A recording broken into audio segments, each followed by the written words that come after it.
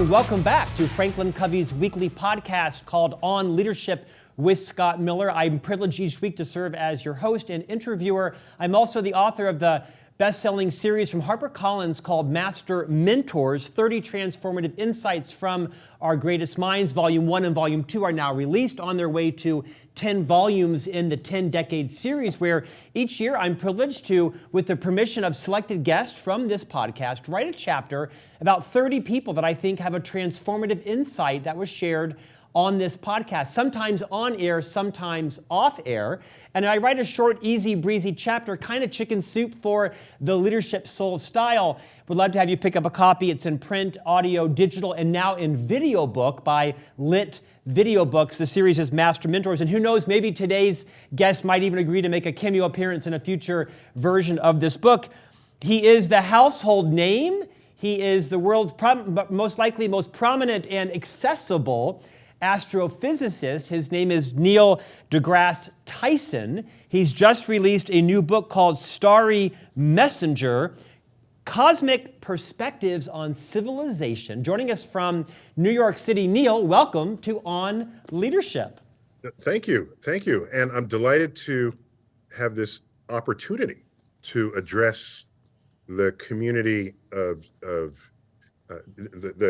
the landscape of people who you serve, because that landscape, oh my gosh, I mean, there is no civilization without them, right? People who are leaders in whatever is their niche or nook or cranny of the civilization we've all built for ourselves. So I'm delighted to have this occasion. Neil, it's our honor today. I mean, your books, your commentary, your contribution is, it's hard to understate it, it's hard to overstate it. Of all the planets you could have picked to have had in your background, why did you choose Saturn to be off your shoulder? Oh, well, Saturn, if you've ever looked at Saturn through a telescope, you wouldn't even be asking that question. No, it's the most stunning planet of all 8. Get over it, 8 planets. And no, my favorite planet is Earth, but after that, definitely Saturn. So you can't have enough Saturn in your life. Okay, so from your lips to my ears, you can't have enough Saturn in your life. Neil, rewind. What the heck is an astrophysicist? I mean, I've watched every episode of Big Bang Theory multiple times on planes because I'm too tired to work anymore. For us troglodytes, to quote you in the book, what is an astrophysicist? Yeah, so we are a community of folks. There aren't many of us in the world, between 8 and 10,000 of us. By the way, we're rising through 8 billion people in the total population. If you divide those two numbers, we're literally and mathematically 1 in a million. So if you ever have an astrophysicist in the room with you, even if it's a Zoom room, that's your chance to ask all the questions, because you just never know when you're going to be in the company of another astrophysicist. What we do is we take our understandings of nature, chemistry, physics, and lately biology, and we apply them to the greater universe and find all the ways we gain insight in the past, present, and future of the cosmos. So that's what we do. That's all we do, and we love it. And everybody else concerns themselves with what happens in our atmosphere down to Earth's surface and below. So it's a tall task, but I think we've done a good job. We've got the James Webb Space Telescope up, getting stunning images from nearby to the edge of the universe. We just finished a mission to deflect an asteroid. That should have been happening decades ago, by the way, between you and me. Right? But what we do is highly visible by so many people. And so I don't take that for granted. It's a huge responsibility. Neil, I imagine there are some people out there wondering, why is Scott Miller interviewing an astrophysicist on the world's largest leadership podcast? But I think it'll become very clear.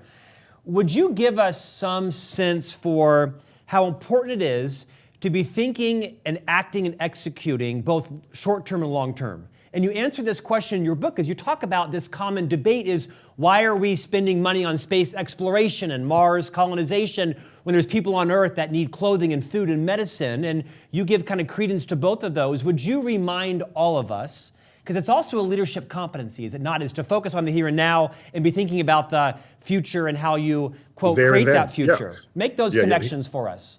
Sure. So in the book, there are many examples to make many points of the book. The book is all about what the things we do every day that often divide us, by the way, camps that rise up, the tribal attitudes about ideas and places and things. And I offer a perspective. I offer the reader what they look like when you peer through the lens of science, and especially a lens that carries some cosmic perspective with it, because everything changes. So let me just give a simple example.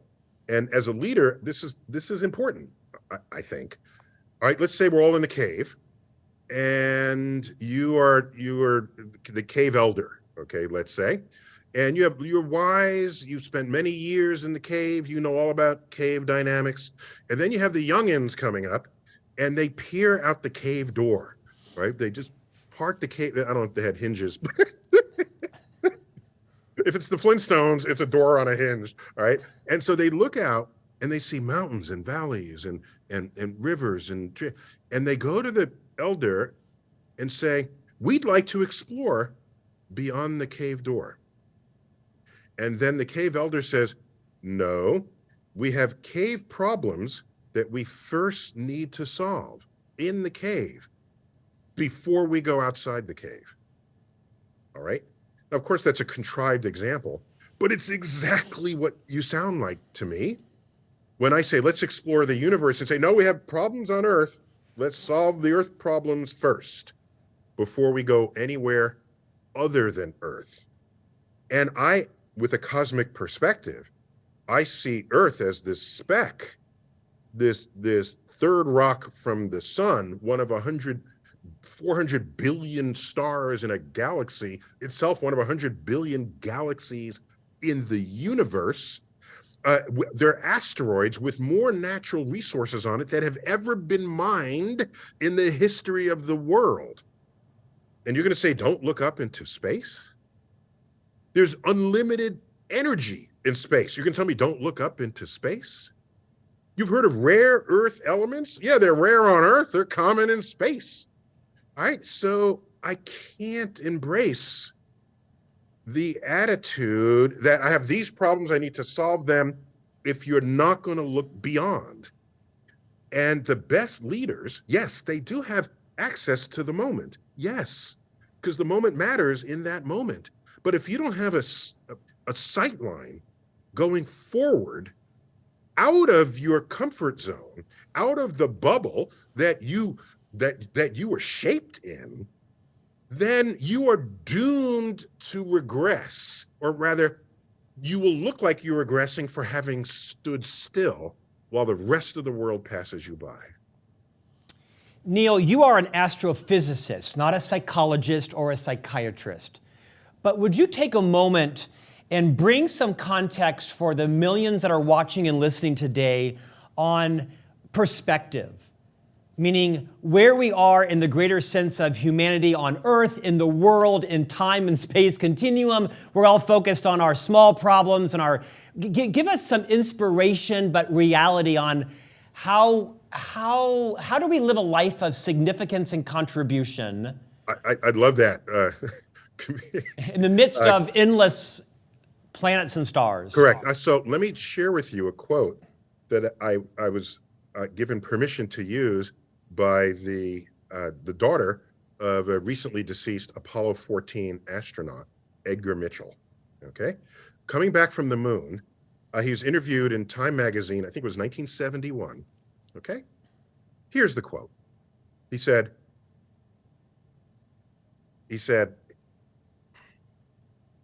"You develop an instant global consciousness, a people orientation, an intense dissatisfaction with the state of the world, and a compulsion to do something about it.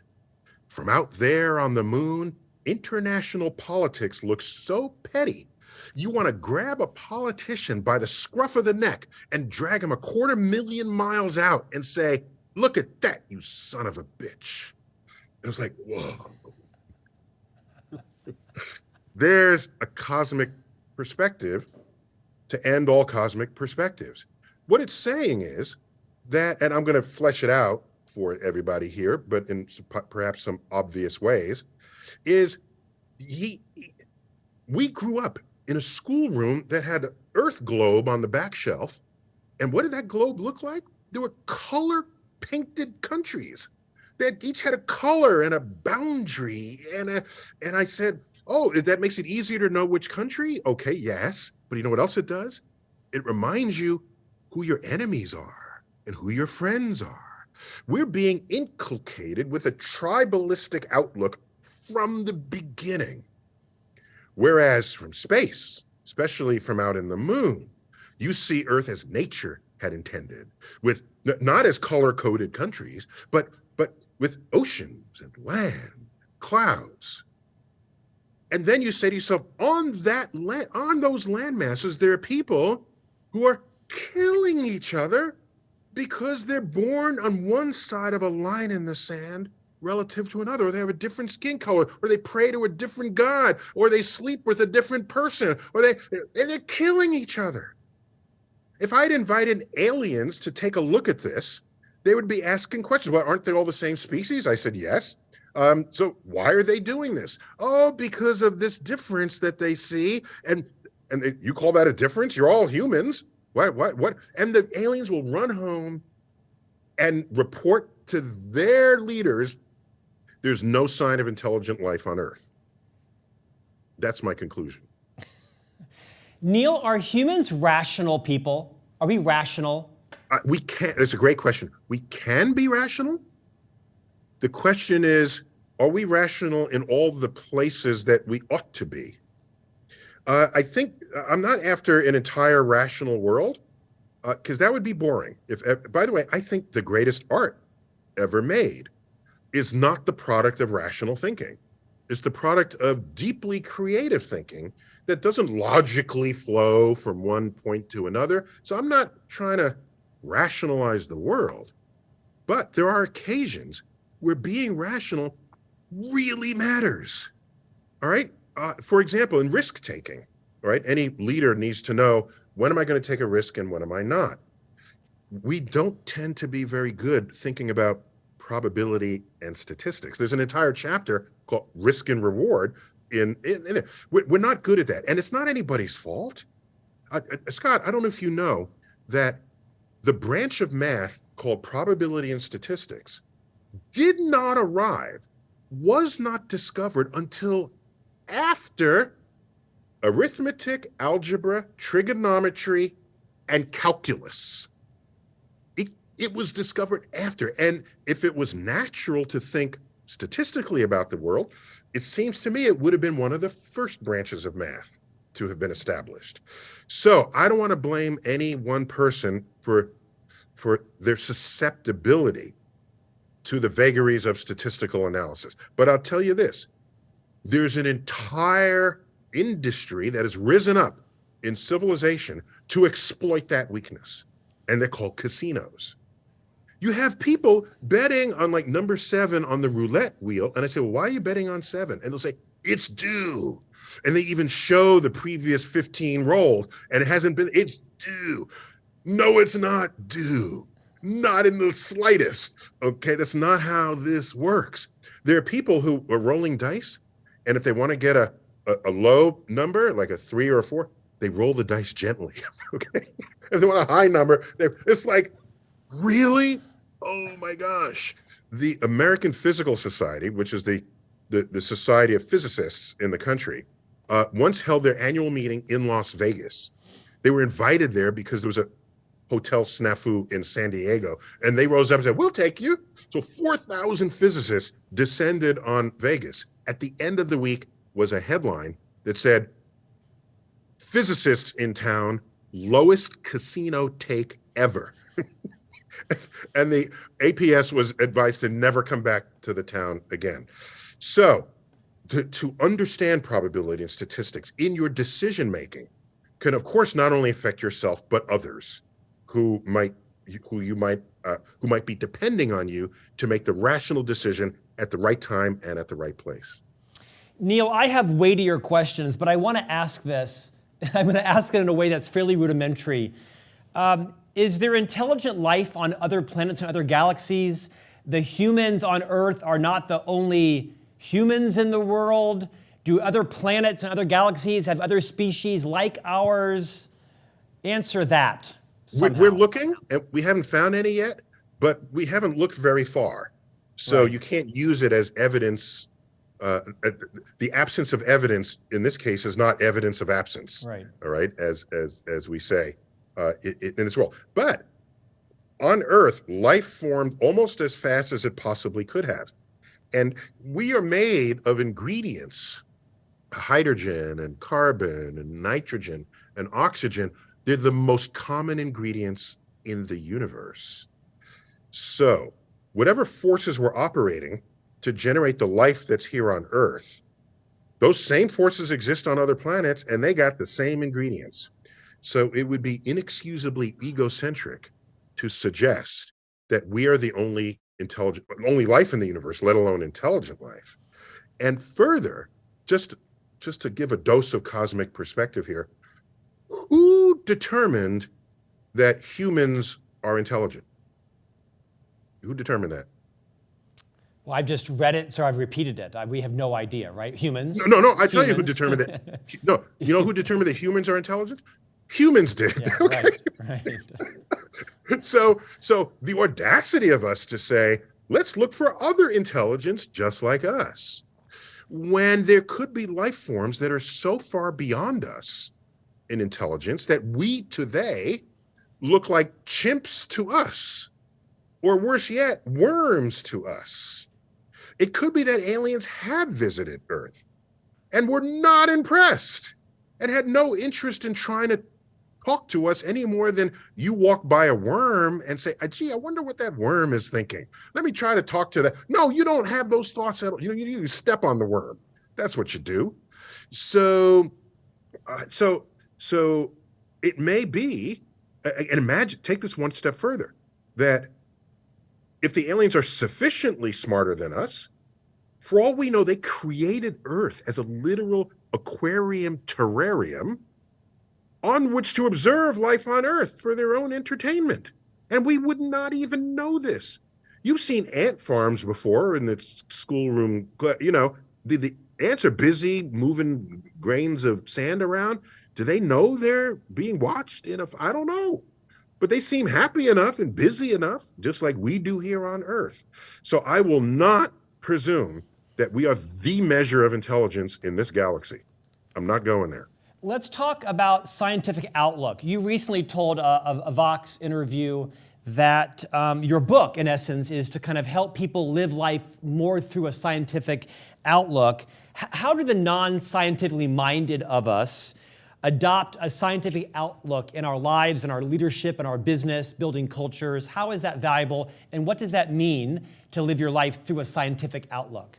Yeah, it's a lens. I'd say you're looking through a lens. So we don't need or want everyone to be a scientist. That's not, again, that would be another boring world. I greatly value the diversity of people's interests, what they become in life, what they wanted to be when they grew up. So that's not what we're after here. But there's certain lessons that are highly absorbable from a science that scientists do every day, and we take it for granted. So if I get into an argument with another scientist, there's an unwritten pact that either I'm right and you're right and I'm wrong, or we're both wrong.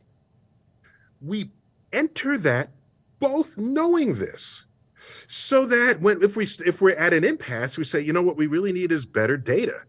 It's yeah, you're right. We need better data. Now let's go have a beer. Have you ever seen two people arguing their politics or their religion, or there's so many other things that divide us in this world? Have you ever seen them argue and say, oh, I never thought about it. Oh, that's interesting. Well, let's go have a beer. What's happened in our culture, especially of late, I think it's fed by social media, but I don't want to blame it entirely on that. I think it was in us all along, is the the requirement that if someone has an opinion different from yours, you got to attack them so that their opinion agrees with you. And I'm thinking, that's not a pluralistic society.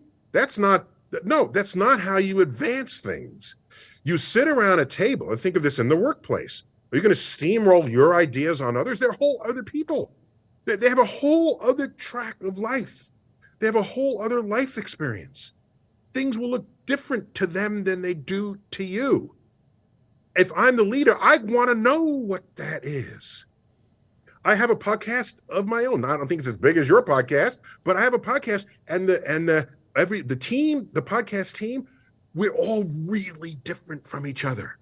And we get on the Zoom call, and everyone who speaks, no one else could have possibly said what they said. And it's weird at first. It's like, what, I have to readjust the gears, and then you find out, oh my gosh, everybody is bringing their life experience to the next decision we need to make in the interest of the podcast or the interest of the next business decision that needs to get made. We do this in science all the time, and there's not enough of it done in the real world. And that the proving ground is Thanksgiving dinner, okay? Where the crazy aunt and the weird uncle, everybody comes together and they're fighting over the table. Very different scene from the who's the guy, the artist, the illustrator? Norman Rockwell. The Norman Rockwell painting with the turkey and everybody smiling and happy. That's not today's Thanksgiving dinner. This book will empower you, I think, it will empower you to have those conversations in a way that do not lead to disaster at the end, because it's training how to approach a topic, how to say, well, if you're sure this is true, is there anything that could change your mind that you can think of? If you can't come up with anything that'll change your mind, you got to admit to yourself, you just want this to be true, whether or not actual evidence points differently. If you just want it to be true, the world doesn't always work that way. If you overate this week and you gain 3 pounds, next week you can't protest the laws of gravity because you don't want it to have made you weigh more. Some things in the physical universe will not respond to your desires, all right? And this is where you need to sift opinion from facts. And many people do not know the distinction. Who would have thought we'd be getting relationship advice from an astrophysicist, but nicely done, my friend. Let's talk about this concept of recognizing objective truth.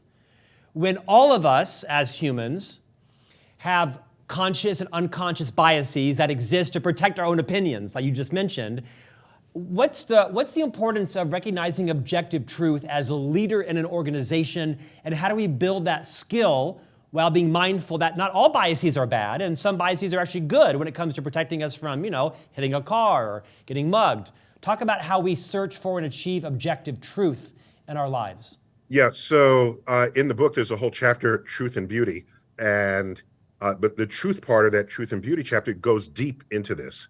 And what I tried to do, I didn't want to grab the word truth and give it only one definition. I thought that'd be unfair to groups that have used the word truth for a very long time, including religions. If you look up religion and truth, the word truth appears on many religious websites. So I don't want to take that away. But what I do want to do is highlight a distinction between what might be a personal truth that you have. Again, I'm using the word truth here, but now it's a personal truth. What might your personal truth be? It could be, all right, Jesus is your savior. That's a personal truth. Or Muhammad is the last prophet on earth. Or, there's any number, Superman is the best superhero. Okay. These are your personal truths. Okay. And in a free society, no one is going to take them from you. All right. I don't have any problem with anybody's personal truth. The difference is if you require that other people hold your personal truth, that will require some strong act of persuasion, or the history of that exercise is all out acts of war.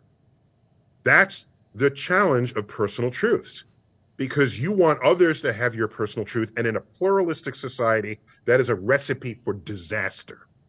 All right. So you keep your personal truth and respect the fact that someone else might have a different personal truth than you. There's another kind of truth. I call it a political truth.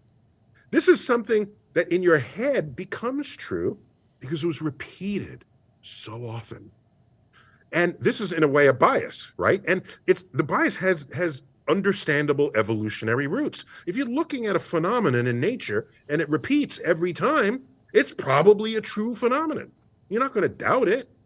But that's been hijacked in modern civilization, where they say, let's repeat this thing that I just want you to believe, and then you'll start thinking it's true. In the old days, we called it brainwashing. To me, today, it's a political truth. The third truth is the truth that scientists are exquisitely trained to establish. I call these objective truths. These are truths that are the results of experiments and observations that are repeated and verified multiple times. When you've done that, that is an emergent truth that is not subject to your opinion. It is true whether or not you believe in it. And it seemed to me, if you're going to make rules or actions within a workplace that have to apply to everybody, you should distinguish between your personal truths, what you think is true because it was repeated, and then what is objectively true. And then you can build a foundation that is not a house of cards. And the decisions you make will have taproots that are way more fundamental to your survival than things you were just wishing were true on that landscape. Neil, in a few minutes, I'm going to ask you to share some of your hazardous predictions about the future. Oh, Before I do that, I had the privilege of interviewing one of my journalistic heroes this week for a future episode, the Pulitzer Prize-winning author Anna Quindlen. She wrote a Newsweek column, a New York Times column, many novels, and she wrote a book called A Short Guide to a Happy Life. It was a commencement address she was going to deliver at Villanova, but ended up not. And it went on to sell nearly 2 million copies. A Short Guide to a Happy Life. If you were going to write volume 2 of A Short Guide to a Happy Life by Neil deGrasse Tyson, astrophysicist, what would be in your book? And I don't ask this question of anybody else, but I'm interested to know. I love that question. As a physicist, reconciling purpose and spirituality and religion and legacy and humanity, what would be in your book? I love that question. Thank you for asking it. By the way, my father was a sociologist, so he cared about culture and civilization and people and relationships. My mother was a gerontologist, later educated as such, after time as a housewife raising my brother, sister, and me. And so I've had a kind of a cultural baptism from very early on relative to my science meanderings in the universe. So I've cared about people. I've cared about happiness. I've cared about pathways to fulfillment. And I would just say one thing. There are many people who are in search of meaning in life. And I would say that, all right, I don't want to stop you, but let me at least alert you that you have more power over your life than that search implies. That search implies there's meaning for you, waiting for you under a rock, behind a tree. You're searching for something. But you have the power to manufacture meaning. You can create meaning in your life, summon it, and deliver it on command. So, for example, for me, how do I derive meaning? I say, I want to, every day I'm alive, in whatever little way I can, I want to lessen the suffering of others. Is it intellectual suffering? Is it physical suffering? Is it psychological suffering? And is it helping a homeless person? It doesn't have to be a big thing, but just a little thing. And this infuses goodness in the world. And personally, I derive meaning from that. And what I like about it is it kind of passes it forward. It doesn't only bring meaning back on me when no one else is touched.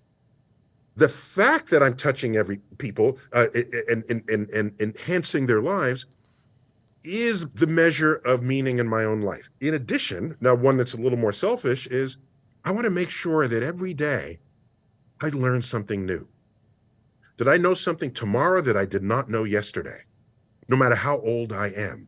And we live in a world today where people get out of school, right? It could be the end of the day or the end of the semester or graduation day. And we know this. They'll throw their books in there and say, school's out. And I'm thinking to myself, what? You're actually happy that you no longer have to learn? Really? Is this? And I don't want to blame the students. I'm blaming the school.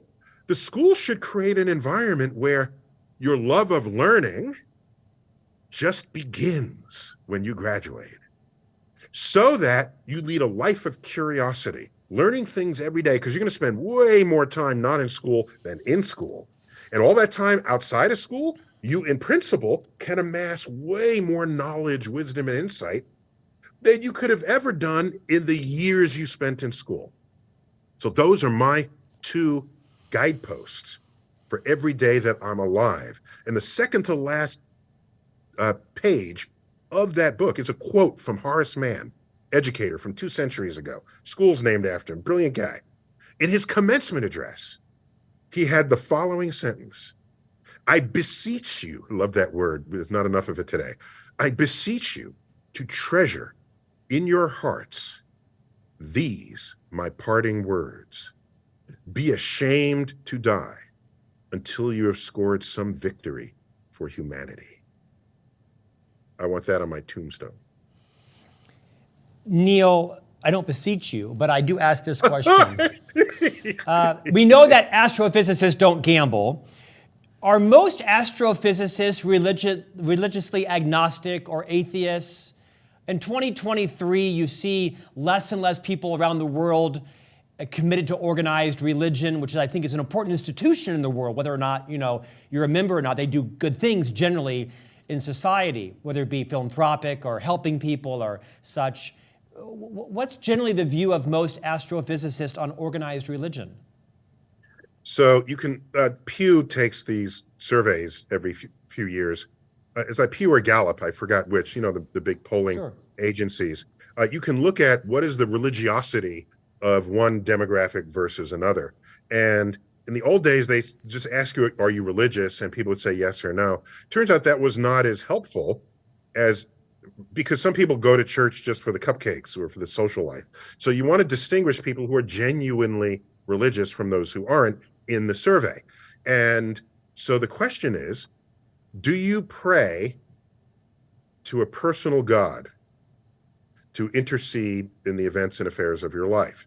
If you answer yes to that question, you're religious by anybody's metric. When you ask that question, the American public, it depends. It's up between 80 and 90%. Okay, and that would include maybe people who are spiritual and think there might be some guiding force, but not organized, just as you led off this question. If you go to people who have graduate degrees, that in anything, that drops down to 60%. People with graduate degrees in the sciences, it drops down to 40%, between 30 and 40%. The highest among those are mathematicians and engineers. If you look at how does you split out between chemists and biologists, physicists, astrophysicists, you're down in the single digits to the teens. So the overwhelming majority of people active in the physical sciences are not religious, okay? So I suppose you can call them atheist, but the word atheist as a title, it's a weird word because it's a word that describes what you don't do, what you don't believe. There's no word for non-golfers, right? So it's weird that the word even exists when you think about it, okay? Just, is there a word for people who don't eat lunch? Is there a word for people who, we don't have words for the negations of things typically. But typically when you hear the word, your vision of that person is someone who's like anti-religion and fighting it at every turn. And most scientists I know are just simply not even thinking about it. It's like a non-thought. By the way, Neil, it's donuts, not cupcakes, just to remind you, okay? It's donuts.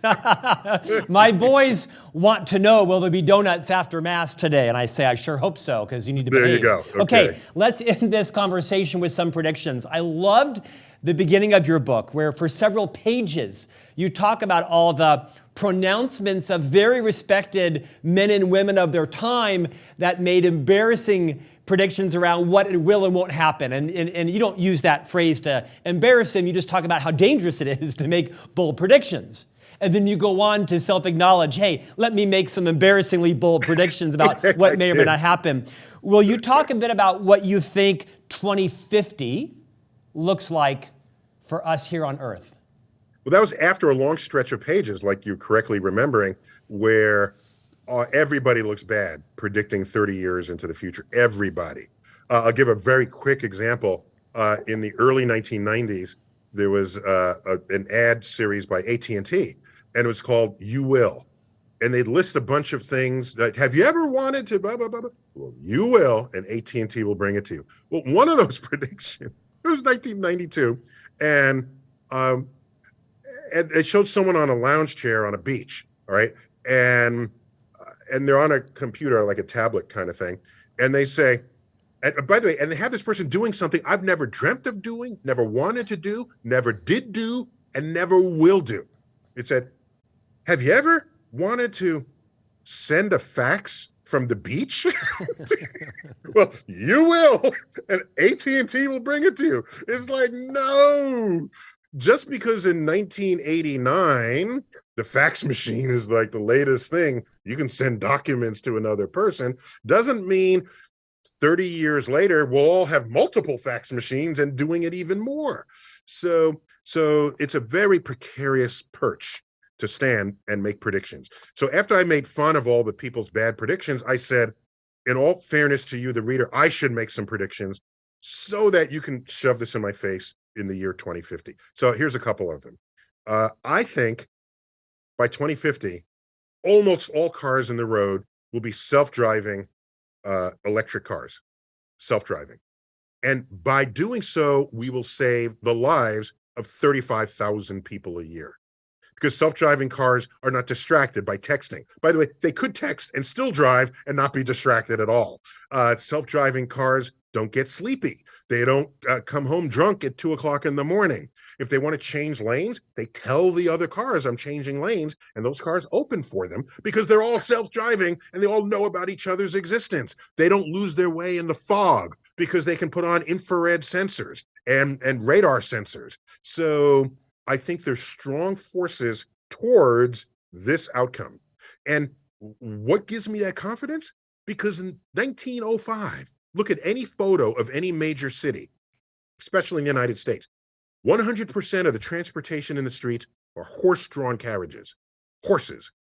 We've had horses for thousands of years. We literally and figuratively built civilization on the backs of horses. And within 15 years, you couldn't give away a horse. Everybody was in a couple of horses just for entertainment. And so if that happened in 15 years, to go from a horse to a car, now I'm going to go from a car to a self-driving electric car. That seems like a much lighter lift than a horse to a car. And so that's why I see that as happening. And one other one I hope I foresee, it's really wishful thinking here. We like to think of ourselves as humans and we're the top of some evolutionary thing that's a common mindset. But there are plenty of animals out there that do stuff that we literally would die for. For example, a newt can regrow a limb.